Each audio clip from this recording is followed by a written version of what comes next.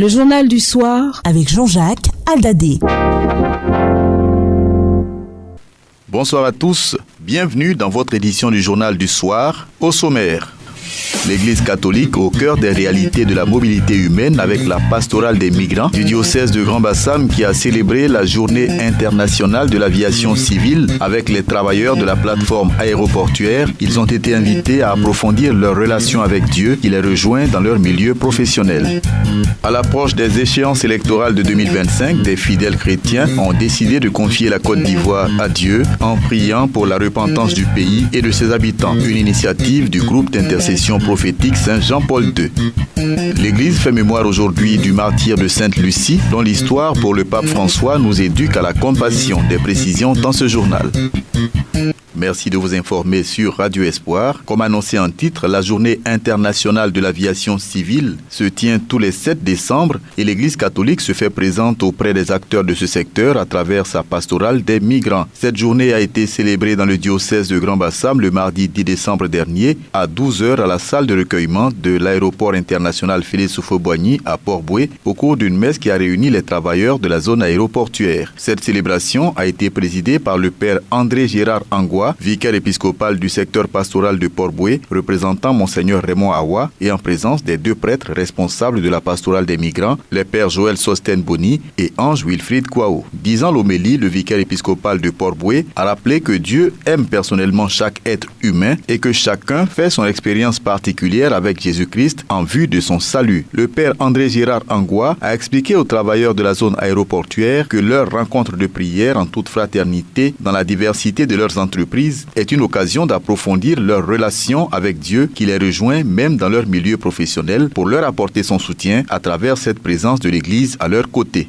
Évoquant la pastorale des migrants, le père André Gérard Angoua a précisé que cette pastorale s'inscrit dans la logique de Jésus-Christ qui nous rejoint là où nous sommes pour que nous puissions témoigner de lui, nous sanctifier dans notre travail en vue de notre salut. Au nom de l'évêque de Grand-Bassam, Monseigneur Raymond Awa, le père Angoua a remercié et encouragé les acteurs de cette pastorale et les travailleurs de la zone aéroportuaire pour leur engagement. C'est pour cela que l'Église a pensé cette pastorale. Et c'est pour cela que Monseigneur a voulu que cette pastorale prenne de l'ampleur. Et c'est pour cela qu'il a détaché le Père Boni pour qu'il puisse jouer ce rôle auprès de vous. Parce que pour l'Église, il est important que Jésus nous rejoigne là où nous sommes, là où nous travaillons, là où nous sommes amenés à témoigner de lui.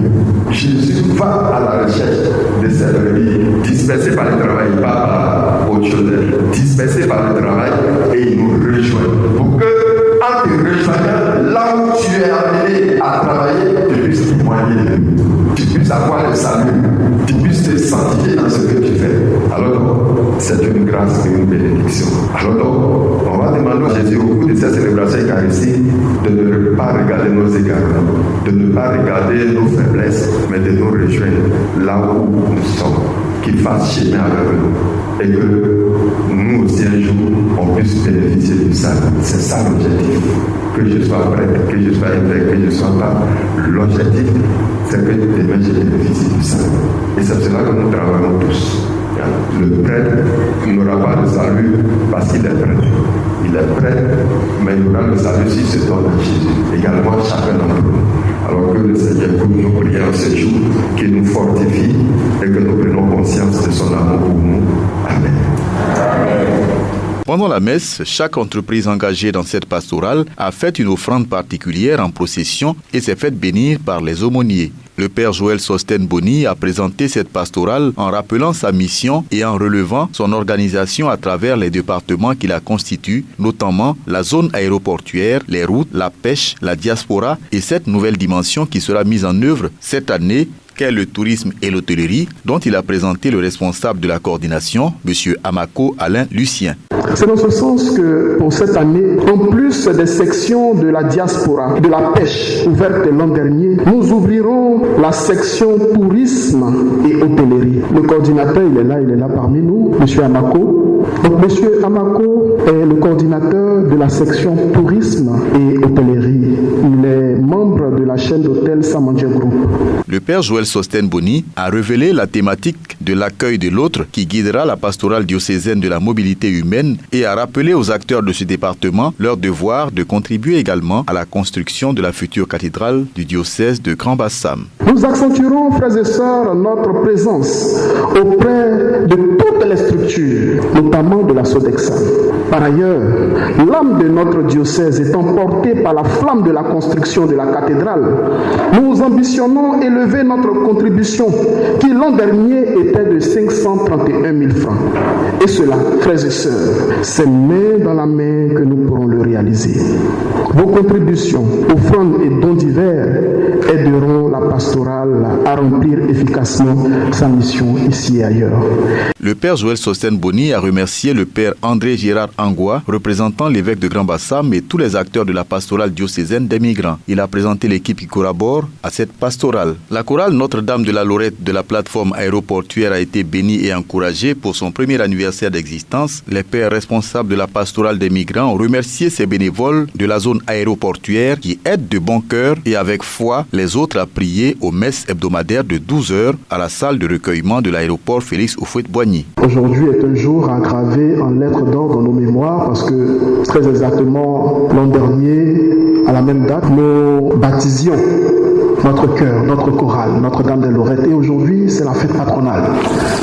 Alors, nous allons inviter notre chorale, nos chères mamans, nos chers papas, qui donnent de ce qu'ils sont et ce qu'ils ont pour la gloire de Dieu, pour la louange. Nous allons les inviter au pied de l'autel du Seigneur afin de recevoir la bénédiction en ce jour d'action de grâce.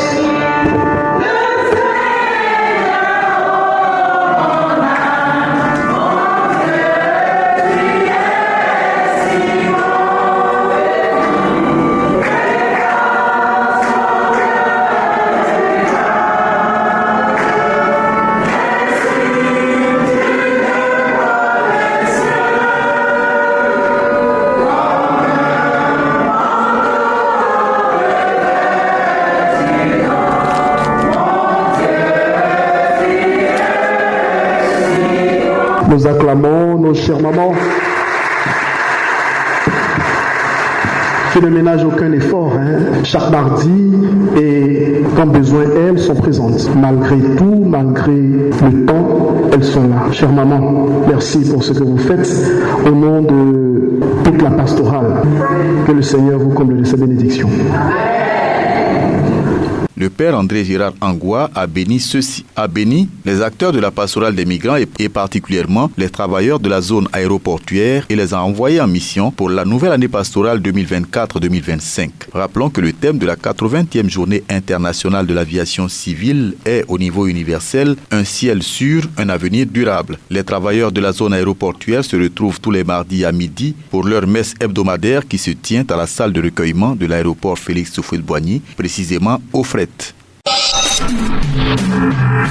Radio Espoir 102.8. Une autre prise de conscience de l'importance de Dieu dans l'activité professionnelle, cette fois du côté du ministère de l'économie, exprimer sa reconnaissance à Dieu pour son soutien tout au long de cette année qui s'achève. C'est l'objectif que s'est fixé le personnel de la Direction générale de l'économie, cette structure dépendant du ministère de l'économie, du plan et du développement. Une messe a été dite à cette intention le mercredi dernier 11 décembre au sanctuaire Saint-Paul de l'Adoration. Le père Innocent Quedo, prêtre du diocèse de Mans et doctorant en théologie dogmatique à l'Université catholique de l'Afrique de l'Ouest, a dans son homélie invité les agents de la Direction générale des impôts à toujours placer leur confiance dans le Seigneur et à vivre selon les préceptes du Christ, doux et humble de cœur, en leur conseillant de se faciliter le travail les uns aux autres. Je les ai invités, à l'instar de la parole de Dieu, à mettre toute leur confiance dans le Seigneur. Le Seigneur nous invite à venir être avec lui et sa présence nous apporte soulagement, repos. Il nous invite également à être en pleine proximité avec lui parce que sa présence justement nous apporte le réconfort,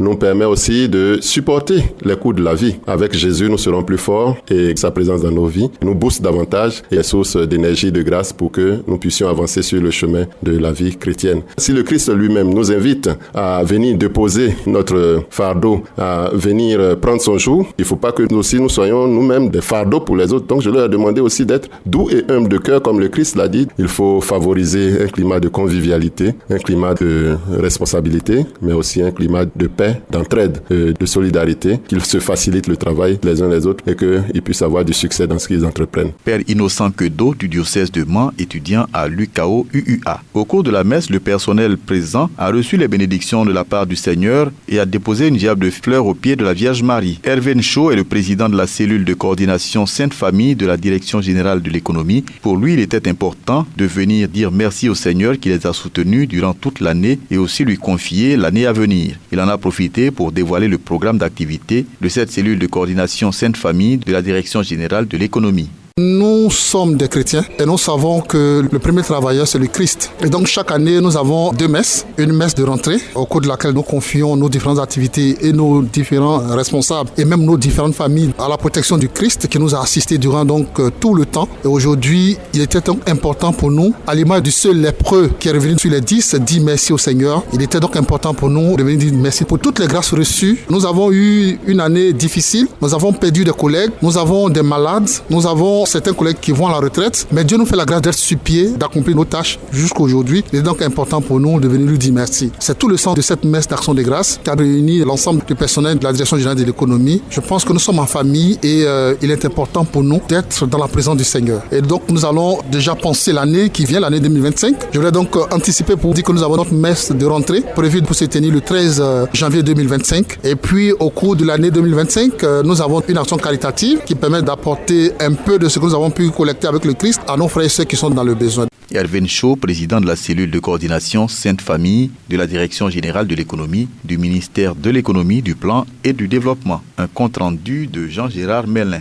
À l'approche des échéances électorales, des fidèles chrétiens ont décidé de confier la Côte d'Ivoire au Seigneur en priant pour la repentance du pays et de ses habitants. Ainsi, les femmes réunies au sein du groupe d'intercession prophétique Saint-Jean-Paul II pour la paix dans le monde étaient dans la nuit du 7 au 8 décembre dernier à la basilique Notre-Dame de la Paix de Yamoussoukro pour le pèlerinage de repentance nationale des femmes de Côte d'Ivoire. Cette étape marquait le lancement d'une tournée qui aura lieu dans les 15 diocèses du pays pour inviter les femmes et toutes les personnes de bonne volonté à prier pour la paix et un changement de comportement. Le thème de ce pèlerinage était « Femmes de Côte d'Ivoire, empruntant le chemin de la repentance pour la délivrance de notre pays ». La messe a été dite par le père Charles Kofi, curé de la paroisse Saint-Esprit Consolateur d'Andokwa 3 dans le diocèse d'Abidjan et accompagnateur spirituel de ce groupe. Il a invité les participantes à être des missionnaires, des ambassadeurs de la réconciliation et du pardon et surtout des porteuses de paix et de lumière. Lorsque nous vivons la repentance et accueillons le pardon de Dieu, nous entrons dans notre véritable identité. Nous ne sommes plus esclaves du péché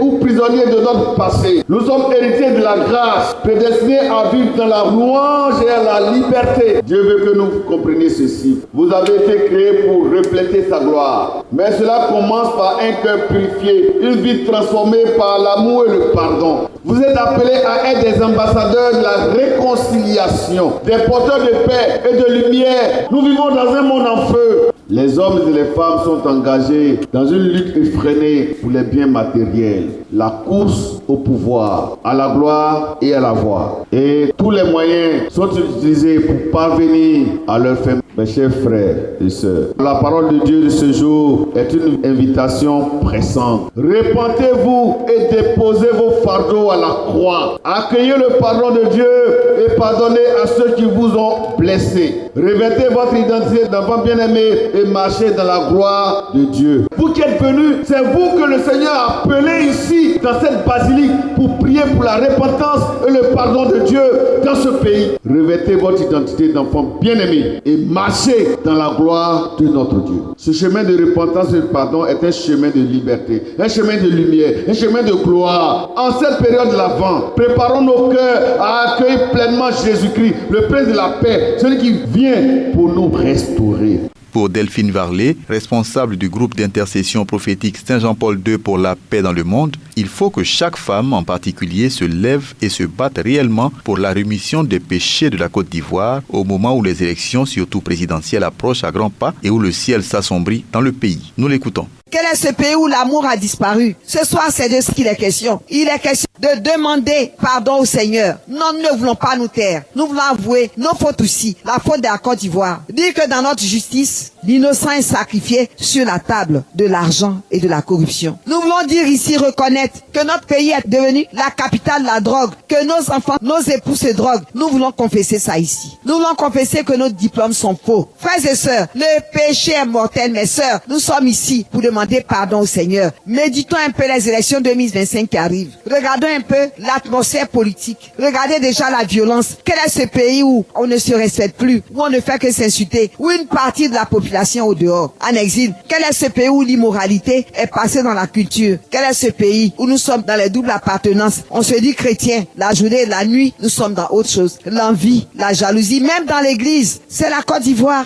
Regardons un peu ce qui se passe. Quel est ce pays où nous n'avons plus la crainte de Dieu, où le sang coule? 30 ans de crise. Mes frères, mes sœurs, nous avons une responsabilité, nous en tant que femmes aujourd'hui. Porter, décrire les péchés de la Côte d'Ivoire, péchés de tous ceux qui vivent en Côte d'Ivoire, du nord au sud, de l'est à l'ouest, au centre. Ceux qui étaient, qui ne sont plus en Côte d'Ivoire, qui sont ailleurs. Nos frères qui sont en exil. Les Ivoiriens de la diaspora. C'est pour tout cela qu'aujourd'hui nous sommes là. Delphine Varlet, ancienne bergère nationale du Renouveau charismatique et actuellement responsable du groupe d'intercession prophétique Saint-Jean-Paul II pour la paix dans le monde. Méditation du rosaire et diverses autres prières, adoration, sans oublier l'enseignement donné par le père Olivier Nakanabo du diocèse de Yamoussoukro, était au cœur de cette veillée de prière. À l'image de Justine Enambossou, les participantes à cette rencontre étaient satisfaites de son déroulement. La réaction de celle-ci au micro de Jean-Gérard Mélin. Ce petit moment, c'est divin, c'est magique parce que j'étais tellement fatiguée, je ne pouvais pas venir, mais c'est comme si quelqu'un me dit il faut te lever pour partir. Quand je venais, je demandais à la porte là-bas, mais est-ce qu'il y a prière ou il y a veillée? Parce que je vois noir là-bas. Alors le vigile m'a dit non, il y a la veille là-bas. Arrivé sur l'estrade, j'ai commencé à danser de joie bizarrement. Et quand je suis arrivée, c'est comme si c'est ce que depuis des années que je vivais qui est venu se concrétiser aujourd'hui concernant la Côte d'Ivoire, des rêves, des songes que le Seigneur faisait voir. C'est ce que je suis venue vivre aujourd'hui. Toutes mes prières, même quand je demande les messes sur ma paroisse, c'est la restauration de la Côte d'Ivoire. Nous sommes éloignés de Dieu, c'est vrai, avec ce que nous vivons dans ce pays. Donc toutes mes prières chaque jour, c'est Seigneur, restaure cette nation. Seigneur, délivre-nous de la prostitution spirituelle. Et le Seigneur nous a appelés, comme la bergère l'a dit, chacun par son nom pour venir nous rassembler. C'est vrai que nous ne sommes pas nombreux, mais le Seigneur nous a pioché comme ça pour venir nous mettre ici ensemble pour pouvoir prier pour cette nation. Et je rends grâce à Dieu, je dis merci au Seigneur.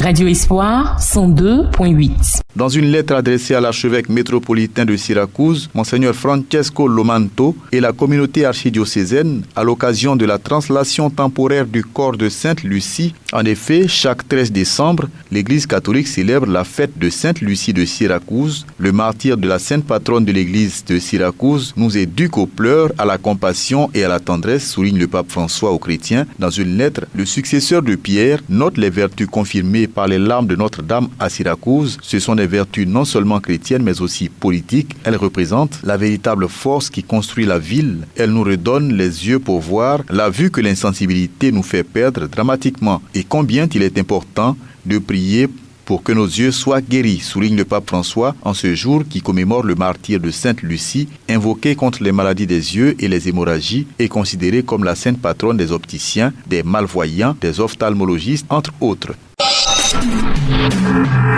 Radio Espoir 102.8. C'est la fin de cette édition d'information présentée par Jean-Jacques Attadé, collaboration Flora Boyer, stagiaire à la rédaction de Radio Espoir, mise en onde Florentin Gwandi. Bonne suite d'écoute des programmes de Radio Espoir, la 102.8 FM.